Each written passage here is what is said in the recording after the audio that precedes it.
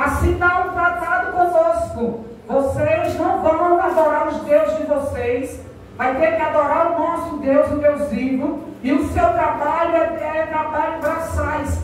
E os gibeonitas enganaram a Josué, mas ele aceitou e fez esse tratado com eles. Eles entraram na terra prometida.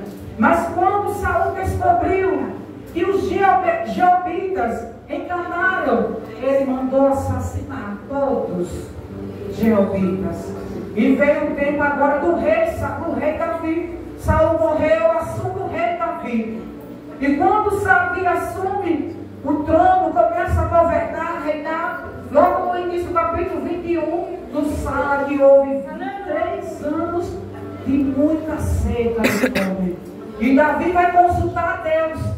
E Deus fala que isso era sangue, era vestígio de sangue. E o que aconteceu com isso? Davi ora a Deus e começa a fazer uma análise. E alguns jeobitas que existiam ali naquela terra procurou Davi e contou que eles foram assassinados. Eles tinham feito o seu povo, eles tinham feito um tratado com Saul. E Saul quebrou aquela aliança. E por conta disso, Davi perguntou, Davi como rei, como é que eu posso pagar, ressarcitar isso por eles, matando, acabando com a nação de Saul, acabando com os descendentes de Saul. Então o rei Davi fez uma análise. Ele poupou o neto de Saul, que era Mefibosete, filho do seu amigo Jonatas, o qual tinha feito uma aliança. Davi tinha feito uma aliança com Jonatas.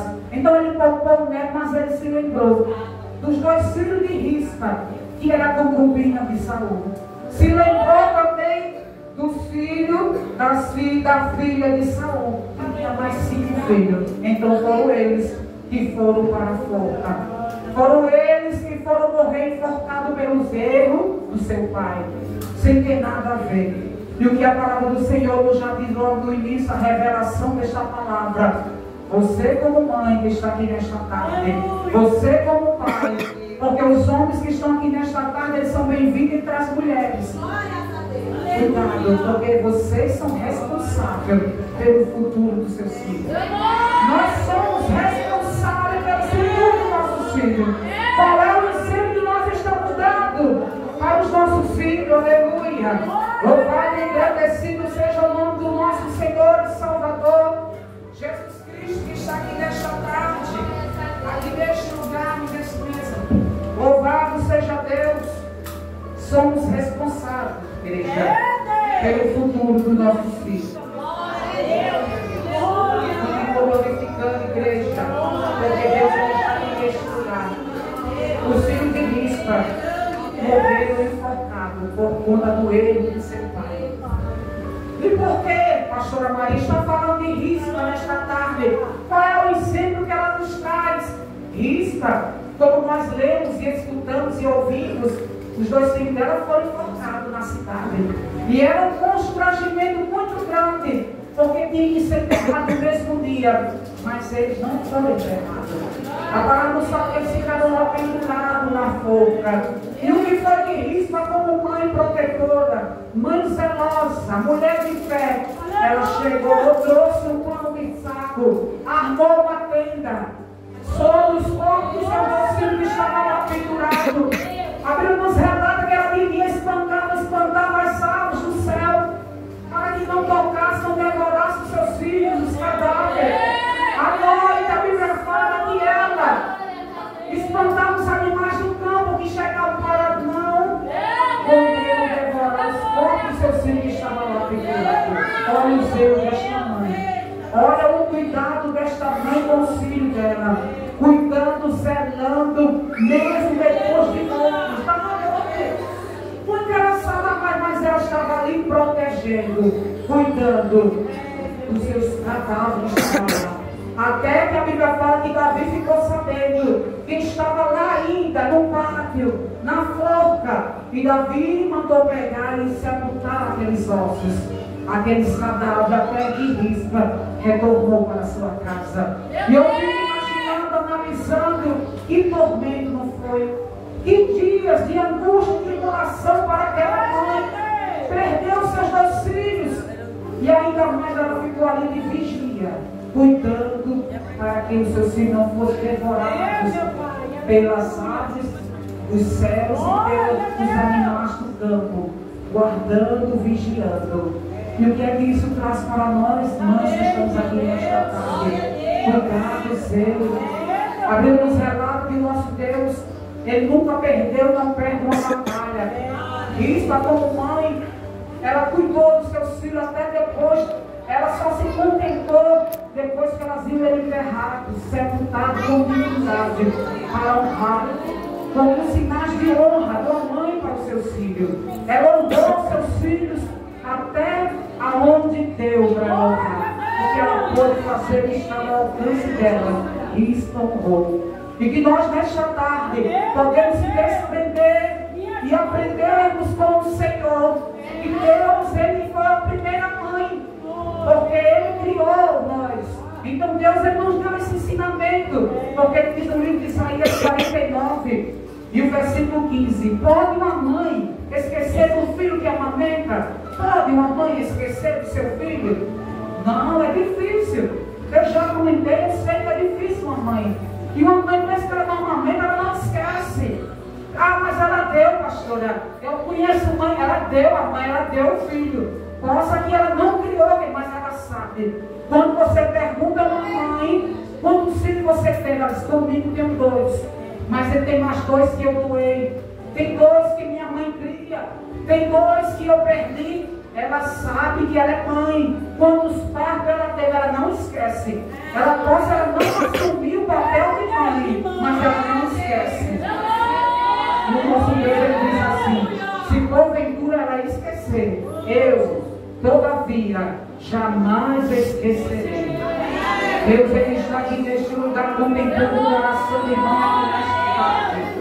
Ele está contemplando o coração daquela mãe angustiada. Ele está contemplando o coração daquela mãe que está aqui preocupada. Ele está aqui contemplando pelaquela mãe que está aqui, ela dizendo nesta tarde em seu pensamento: o meu filho não reconhece o que eu tenho feito com ele. Eu, meu Deus amado, Deus está lhe contemplando, mulher, Ele está lhe vendo, Ele está sondando teus pensamentos. Não preocupa, despreocupa nesta tarde. Apenas agradeça a Deus pelo dom que você é mãe. Não questione a Deus nesta tarde pelo que o seu filho está sendo agora. Não questione a Deus nesta tarde pelo que é que seu filho pratica. Qual foi a atitude, a decisão que ele tomou, que ele está seguindo, que ele está andando. Apenas agradeça a Deus. É tarde de agradecimento e gratidão pelo dom da vida, pelo dom de você ser mãe. Mas os nossos filhos, eles seguem os nossos exemplos. Os nossos filhos, a nossa casa é a escola. É a primeira escola. Os nossos filhos têm que ser educados é no nosso lar. Ah, mas tem mãe que leva lá para a escola, aprenda lá. Não. É em casa. A igreja, ela não é aqui. A nossa igreja aqui é o tempo de nós se congregarmos. Mas a congregação começa no nosso lar. Nós, como mulheres virtuosas, é na nossa casa. Eles que vão começar a ensinar os nossos filhos já na nossa casa. Hoje é já de criança. Ensina a criança no caminho que deve andar. E ela, quando crescer, se ela se desviar, ela ainda não vai esquecer. É um papel nosso, é uma responsabilidade nossa de sermos exemplo para os nossos filhos. Vocês já observaram que tem filho que ele segue o legado do seu pai? Tem filho, se o pai é um ladrão, o filho também quer ser. Tem filha, se a mãe é uma prostituta, ela também quer ser. Então nós temos que ter muito cuidado com aquilo que nós semeamos. É como diz a palavra do Senhor em Gálatas 6: não vos enganeis, porque de Deus ninguém zomba, de Deus ninguém anda. Cuidado com o que semeia, porque aquilo que nós semeamos, isso nós vamos colher. Muitas das vezes os nossos filhos partem para um caminho errado, mas eu tenho orado por ele, irmão. Você pode dizer seu pensamento, mas ele tem alguns vestígios, ou pode ser até mesmo ele foi criado no lar cristão, mas as companhias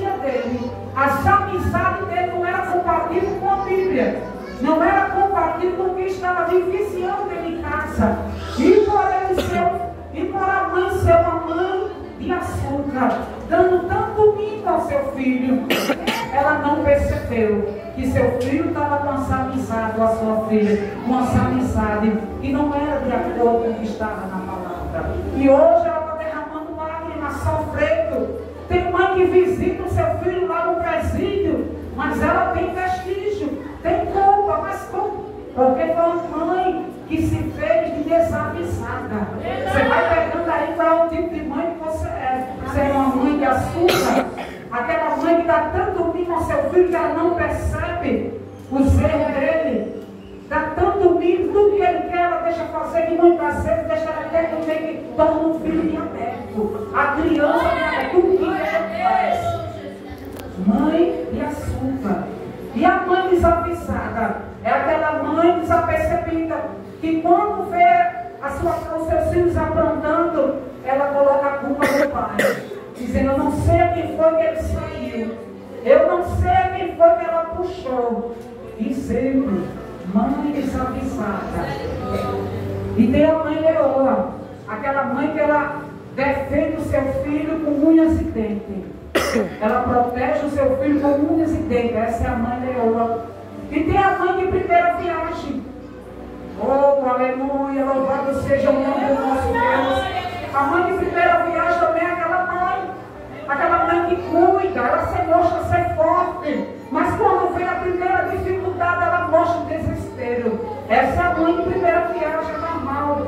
É mãe de primeira viagem.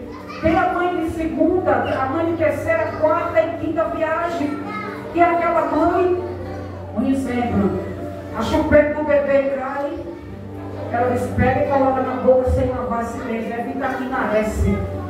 Como ela já tem o primeiro e o segundo, ela acha que os seus filhos já nascem criados, fortes, independentes. Essa é a mãe de segunda e terceira viagem. E tem a mãe, louvado seja o nome do nosso Deus. Eu até fiz algumas anotações por conta da minha idade na igreja. Já estou chegando na idade, a terceira idade. A mãe, louvar a mãe amiga. A mãe amiga é aquela mãe companheira, aquela mãe conselheira, aquela mãe que não tem tabu para ensinar os seus filhos. Ela não deixa que seus filhos aprendam lá na rua, ela ensina em casa. Ela não tem vergonha de ensinar os seus filhos. Essa é a mãe amiga. E tem também a mãe, louvado seja Deus, a mãe perfeccionista, aquela mãe detalhista, aquela mãe que ela gosta de ver a casa dela arrumada, os seus filhos zelados, com roupa passada, a fardo desde a sua casa até o uniforme. Ela não deixa seu filho ir para a escola descabelado. Ela não deixa que seu filho ir para a escola sem tomar um banho, com os olhos revelados. Essa é a mãe detalhista, perfeccionista, aquela mãe que serve, aquela mãe que cuida nos mínimos detalhes. Qual é o tipo de mãe que você está se identificando com uma dessas aqui? Vai segurando a tua parte nesta tarde, pegando a tua parte nesta tarde. E tem a mãe intercessora, aquela mãe que ela age com os joelhos no chão, aquela mãe que apresenta o seu filho todos os dias. Essas mães que eu vinha falando aqui, tem muitas mães que são sábias, mas tem aquela mãe que ela age com sabedoria orando. Ela está sabendo que seu filho está indo pelo caminho errado, ela coloca os joelhos no chão, ora a Deus e pede estratégia. Como é que eu vou agir, meu Deus? E ela vai lá e corrige o seu filho, diz: não é por aqui, é por aqui. A mãe intercessora, ela coloca Deus em primeiro lugar. A mãe intercessora, ela entrega os seus filhos a Deus e ela confia nele e ele faz. A mãe intercessora é a mãe amiga. A mãe intercessora é a mãe leoa. Ela defende o seu filho. Ela é essa mãe que cuida, a mãe que guarda. Nós analisamos nesta Bíblia, a palavra do Senhor, no Antigo Testamento, que Ana, Gênesis, 1 Samuel, capítulo 1, que Ana foi uma mãe. Antes dela ser mãe, quando ela orou pedindo a Deus, ela vivia naquela tribulação, atribulada de espírito, com vontade de ser mãe, porque ser mãe é um dom. Ana era uma mulher estéril, todos nós sabemos da história dela, os crentes sabem, de voz salteada. Ana, ela orou, e quando concedesse a ela o privilégio de gerar, ela disse, Deus, se o Senhor me concedeu o privilégio de eu gerar, ela fez um voto para Deus. O meu filho, pai, mãe, vai entregar ao altar do Senhor. Pela cabeça dele não vai passar na malha. E a palavra do Senhor nos sabe que a Mariana se abriu e ela gerou. E ela passou a ser mãe e ela cumpriu o voto que ela fez a Deus. O seu filho Samuel foi um sacerdote da casa do Senhor, habitou na casa do Senhor. E a palavra do Senhor que Deus abençoou Ana de uma tal forma, fez ela prosperar que ela foi mãe de mais 5 filhos. Oh, aleluia! O Senhor está dizendo para as mães aqui nesta tarde, você não prosperou ainda. O seu lado não prosperou porque você fez um voto e se esqueceu. Mas nesta tarde eu estou trazendo a Arabassúria de Candalamana. Nesta tarde eu estou trazendo a ti a lembrança. E é tempo ainda de você correr e cumprir o seu voto. Paga o teu voto, porque é melhor que não vote do que voltar e não cumprir. O Senhor está dando a oportunidade nesta tarde. Arabassúria de Candalamana. É tarde, mulheres, mães que estão aqui nesta tarde, de erguer a cabeça e marchar. Tem mães que estão aqui nesta tarde que parou de orar pelo filho. Parou de orar pelo filho porque disse que não tem mais jeito. Quem foi que disse? Deus falou que não tem mais jeito, foi Deus que falou. Já estou cansada de orar. Não oro mais. O Senhor disse para você, ore pelo teu filho. Volte, levanta uma campanha pelo seu filho, porque tem jeito sim. Tem uma promessa para cumprir na vida dele. Mas é necessário que você ore, pague preço. Mas a paz ainda, meu Deus, tem falado assim, sim. E o que foi que eu fiz lá na cruz do Calvário? Enviando meu único filho para correr. Eu não olhei a classe social, eu não olhei a cor, eu não olhei. Eu ouvi todos os pecadores, mas eu enviei meu único filho para morrer por vocês, por nós que estamos aqui nesta tarde. E por que parou de orar pelo seu filho? Ou já está cansada? Ore mais um pouquinho. Somente mais um pouquinho, porque eu vou exaltar e vou cumprir. Mas é necessário ficar na posição de ser.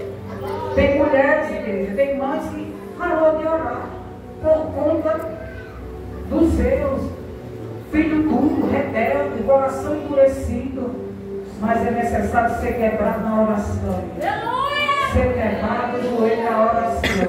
Não desista dos seus filhos, porque Deus ele não desistiu de você. Deus ele não desistiu de você. É tempo que nós ficamos dispersos, atentos, alertas, todos em concordância em nossos lares, orando em nossos lares, fazendo culto doméstico em nossos lares, colocando nossos filhos adiante, no final da tarde, para agradecer a Deus, porque estamos vivenciando, vivendo no mundo digital. Você já parou para pensar? E as famílias agora só estão olhando pela mesma reta quando estão olhando para a televisão.